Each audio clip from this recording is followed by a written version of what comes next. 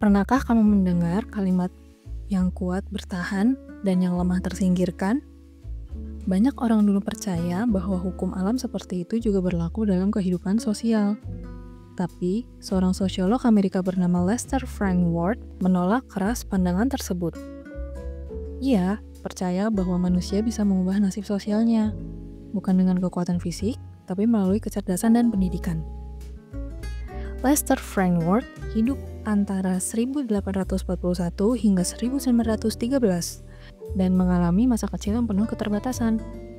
Ia bekerja sambil belajar sendiri, sehingga ia sangat percaya bahwa pendidikan mampu mengangkat kehidupan seseorang.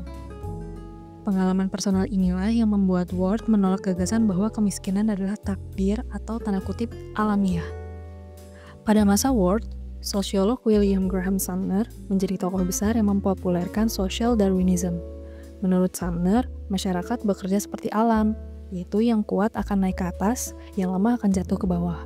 Ia bahkan berpendapat bahwa negara tidak seharusnya campur tangan untuk membantu kelompok miskin, karena itu akan melawan hukum seleksi alam.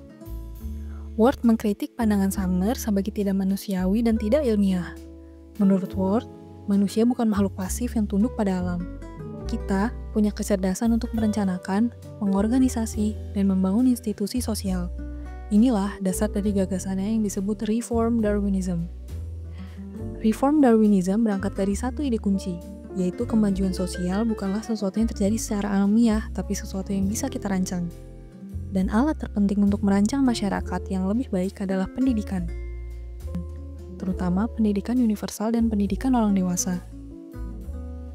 Ward melihat bahwa ketika seseorang mendapatkan akses pendidikan, ia bukan hanya mendapatkan pengetahuan baru, tapi ia juga memperoleh kemampuan mengambil keputusan, berpartisipasi dalam masyarakat, dan mengubah kehidupannya. Karena itu, pendidikan baginya adalah fondasi perubahan sosial, bukan sekadar fasilitas pendukung. Gagasan Ward terbukti relevan lewat berbagai penelitian tentang PKBM, paket C, dan pendidikan orang dewasa di Indonesia. Studi menunjukkan bahwa peserta paket C tidak hanya memperoleh ijazah, tetapi juga peningkatan kepercayaan diri, keterampilan kerja, dan kemampuan ekonomi.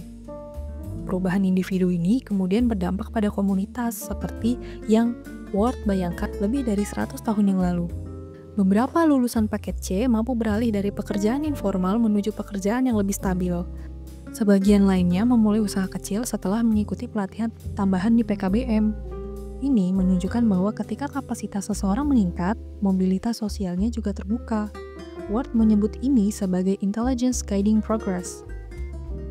Contoh lain yang sangat menarik adalah Sinau Kauruh Bareng, gerakan belajar komunitas yang tersebar di berbagai daerah. Meski tidak mengikuti kurikulum formal, SKB berhasil membangun ruang belajar yang kritis, inklusif, dan mendorong analisis sosial di tingkat akar rumput. Hasil penelitian menunjukkan bahwa SKB meningkatkan literasi, solidaritas, dan kesadaran sosial warga. SKB memperlihatkan bagaimana pendidikan komunitas mampu menciptakan perubahan kolektif. Ketika warga berdiskusi, membaca, dan menganalisis bersama, mereka mulai memahami struktur sosial yang mempengaruhi hidup mereka. Ini sejalan dengan keyakinan Ward bahwa belajar adalah proses membebaskan, bukan sekadar menghafal.